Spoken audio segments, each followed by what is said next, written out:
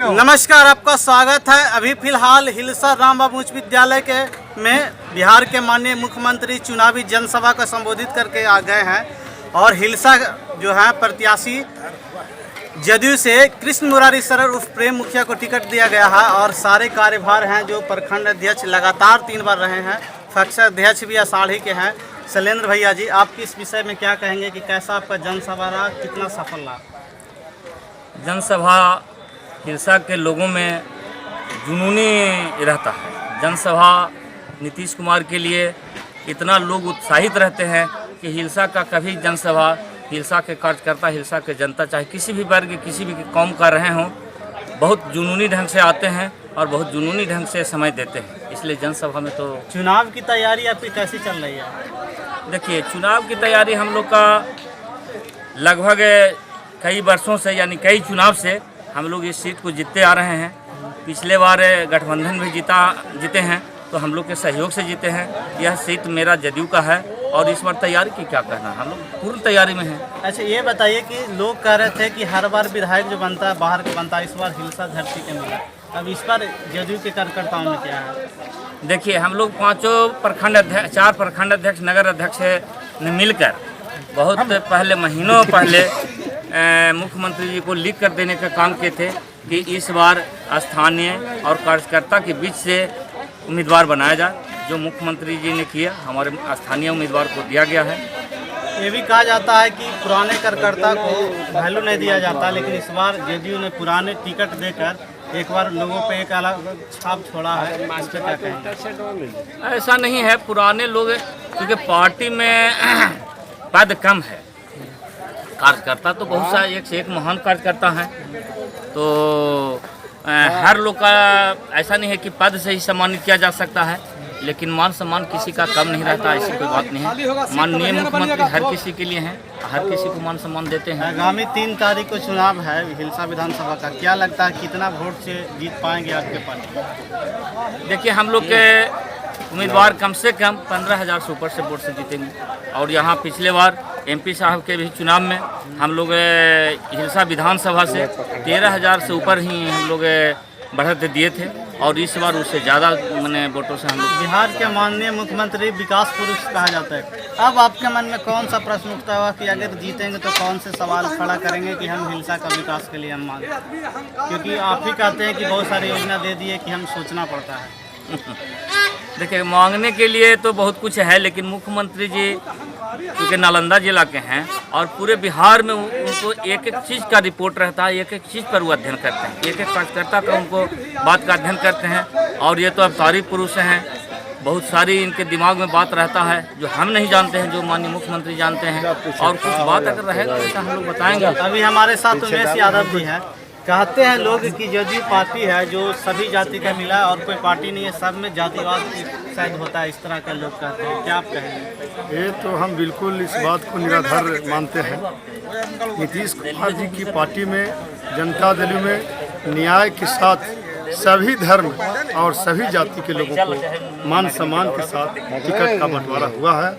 दलितों को, महादलितों को, अति पिछड़ों को, सवर्णों को जिसकी जितनी भागीदारी है उसकी वही हिसाब से उतना उसको टिकट मिला। आप एक यादव होने के नाते MLC राजू यादव के साथ यादवों के गांव में घूम रहे, क्या लगता है कि माननीय मुख्यमंत्री के प्रत्याशी को कितना वोट दिलाने में राजू यादव जी संभव हो पाएंगे? ये हिलसा में ऐतिहासिक काम होगा। जो 2005 में राष्ट्रीय जनता दल के उम्मीदवार जो थी, जो 3400 पर सिमट गई थी और धारा के विपरीत सारे लोग जदवंशियों ने, सारे हिलसा के लोगों ने राजू यादव जी को मदद किए थे, उसी तरह इस बार ऐतिहासिक होगा।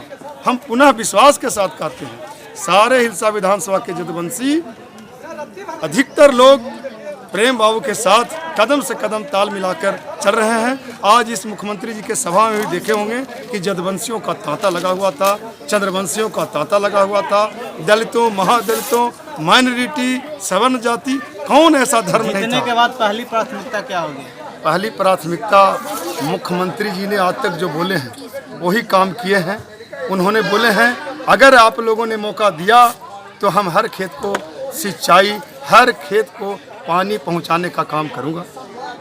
चलिए, इस तरह देखिए जदयू कार्यकर्ताओं में जोश है। आगामी 3 तारीख को तीर छाप पर ज़्यादा से ज़्यादा वोट पड़े, उसके लिए और क्या तैयारी हो रही है? देखिए, नीतीश कुमार जी ने जो विश्वास किए हैं स्थानीय कार्यकर्ता को टिकट दिए हैं, इस बार हिलसा की जनता ने मन बना चुकी है।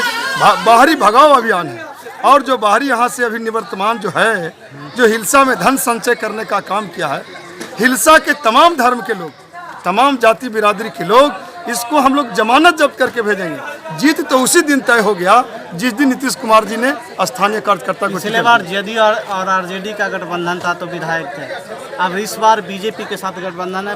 पहले भी 17 साल का गठबंधन बीजेपी के साथ रहा, कितना असर पड़ेगा वोट में? अटूट गठबंधन है। नीतीश कुमार विकास की बात करते हैं और विपक्षी जात की बात करते हैं। इस बार लोजपा भी है और जन अधिकार पार्टी भी है, आगे की ओर है। हिलसा की जनता नीतीश कुमार जी के फूलों से स्वागत किया है। यहाँ वोट कटवा और कनफुकवा का नहीं चलेगा। यहाँ चुप्पे चाप सब तीर पर 3 तारीख को बटन दबाएंगे, और 3 तारीख तक जो विरोधी है, जो जीता रहेगा, झूठ मूठ हमको ही दे रहा है, वो दे रहा है। लेकिन यह इसको बताना चाहता हूँ कि यह 3 तारीख को इसका जो विरोधी है जमानत जब्त होगा। ऐतिहासिक काम होगा कि यहाँ धारा के भी जदुवंशी सारे लोग तीर छाप पर चुप्पे चाप नहीं, खुलेआम बटन दबाएंगे। एक युवक है, आप क्या कहते हैं? आप कौन से गांव से हैं? हमारे पास पंचायत के क्या लगता है बिहार के माननीय मुख्यमंत्री द्वारा कोई काम हुआ वहाँ? बहुत काम हुआ है। हम लोग तो काम क्या आपके यहाँ नल जल योजना है? ना, नल जल योजना है। क्या वहाँ पे सड़क है? सड़क सबसे पहले हम लोग का गाँव में आया है। बिजली है? बिजली भी है।